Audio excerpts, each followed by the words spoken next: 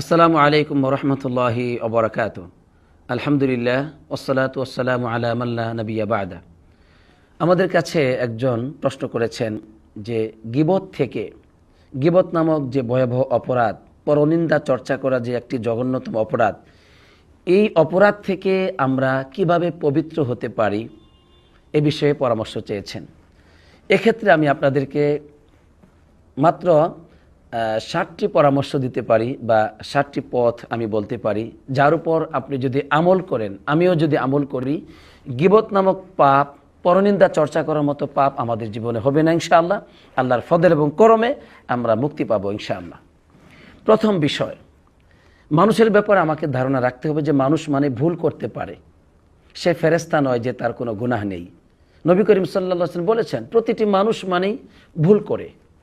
তাহলে ভুল যেহেতু মানুষের হয়, এই জন্য ওই মানুষের ভুল, ওই মানুষের দুষ্ত্রুটি খোঁজা এটা কোনো জ্ঞানী মানুষের কাজ নয়। মানুষ মানে ভুল হতে পারে, আমারও হতে পারে, অন্যের হতে পারে। এই জন্য ভুল আমি আর খুঁজব না, এই বিষয়টা আমাকে মাথায় রাখতে হবে।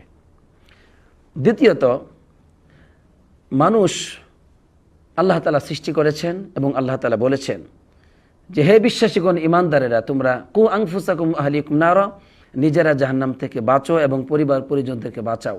তাহলে দুনিয়াতে আমাকে আল্লাহ তাআলা দায়িত্ব দিয়েছেন আমি যেন জাহান্নাম থেকে বাঁচি, আমার স্ত্রী সন্তানদেরকে বাঁচাই।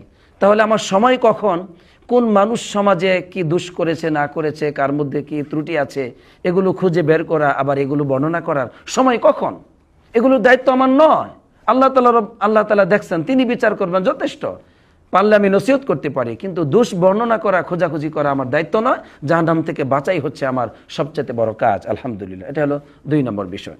তৃতীয়ত, আমরা বেশি করে আল্লাহ তাআলাকে স্মরণ করব।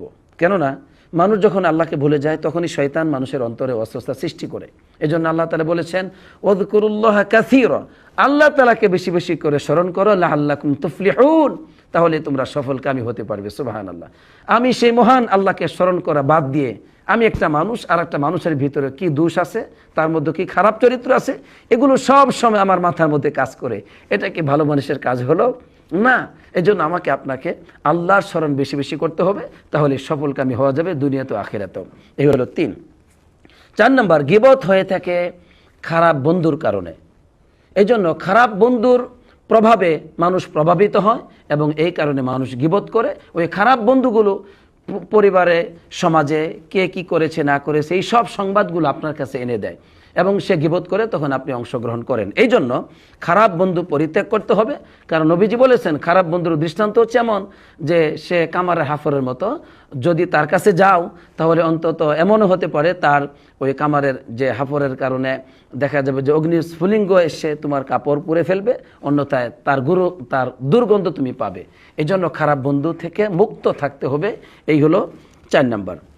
5 নম্বর, গীবত করার অন্যতম কারণ হচ্ছে যে কেউ যদি আমার সাথে দুর্ব্যবহার করে আমাকে কষ্ট দেয়, সেটা আমি ভুলতে পারি না। সারাটা দিন, রাত এবং দিন আমার অন্তরে সেই অন্তর্জ্বালা জ্বলতে থাকে। তখন ওই ব্যক্তিটির আমি দোষ খুঁজতে থাকি আর সেটা বর্ণনা করি। তো এই জন্য এটা থেকে যদি বাঁচতে চাই, তাহলে ক্ষমা করতে হবে মানুষকে। ক্ষমা করা আল্লাহ তাআলা পছন্দ করেন, নবী রাসূলদের গুণ, জান্নাতি মানুষের গুণ। এই জন্য ক্ষমা যদি করে দেই, তখন আর তার ব্যাপারে শয়তান আমার মধ্যে অস্বস্তা আর সৃষ্টি করতে পারবে না। তাই ক্ষমা করে দিলে তার গীবত আপনি আর করবেন না। আলহামদুলিল্লাহ। এই হলো 5 নম্বর। 6 নম্বর হচ্ছে গীবতের শাস্তি সম্পর্কে আমরা শুনেছি। পরনিন্দা চর্চা করার, মানুষের দুষ্ত্রুটি খোঁজা, অনুসন্ধান করে বর্ণনা করা দোষ কত যে ভয়াবহ পাপ, এটা আমরা জেনেছি। কবরে আযাব হয়, দুনিয়াতে আল্লাহ রাব্বুল আলামিন আপনার দোষ খুঁজবেন এবং আপনার দোষগুলি মানুষের কাছে প্রকাশ করে দিবেন, নাউজুবিল্লাহ। আখিরাতে সেখানে জাহান্নামের শাস্তি পাওয়া লাগবে। তো এই যে নানা ধরনের শাস্তি পরনিন্দা চর্চা করার, এগুলো আমরা জানি, এগুলো সবসময় স্মরণ রাখবো। তাহলে আর অন্য মানুষের দোষ ত্রুটি অনুসন্ধান করা, গীবত চর্চা করার এই কুরুচি আমার মধ্যে স্থান পাবে না ইনশাআল্লাহ। এই হলো 6।